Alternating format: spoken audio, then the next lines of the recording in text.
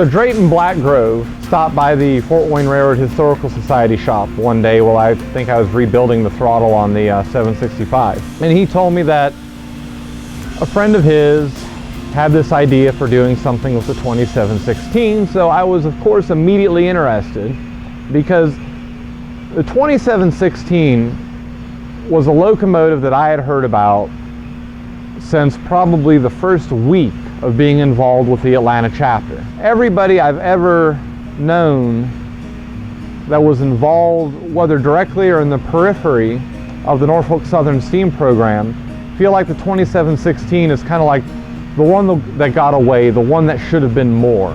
You know, it showed up, it wowed, and then it just went away.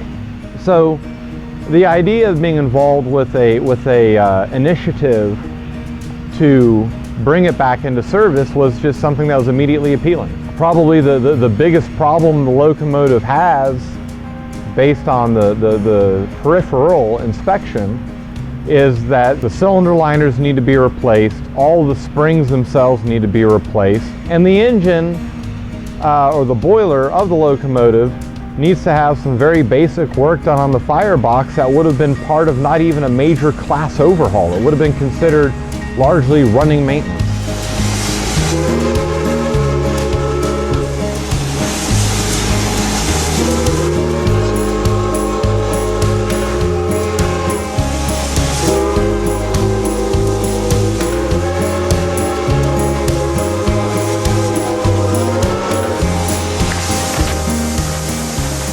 In railroad equipment and steam locomotives, you know, from the boyhood perspective of they're big machines and they're loud and obnoxious, and oh my God, it's just an incredible thing, to a historic appreciation for them.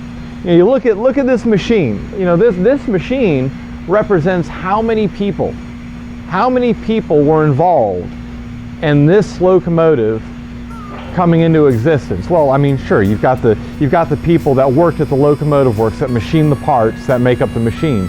Then you've got the people at General Steel Castings that cast the wheels and cast the locomotive bed and cylinders. And you've got the people that made the machinery at the or that went into the foundry to cast the metal. Then you've got the people that mined the ore. You have the people that built the machinery to mine the ore. Then the people that transport it.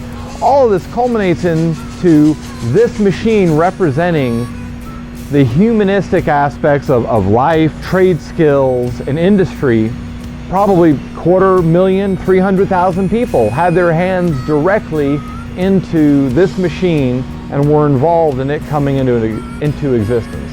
And that is the story that these things tell. These machines speak to society, culture, and a way of life that is just so beyond distant that people can't relate to it.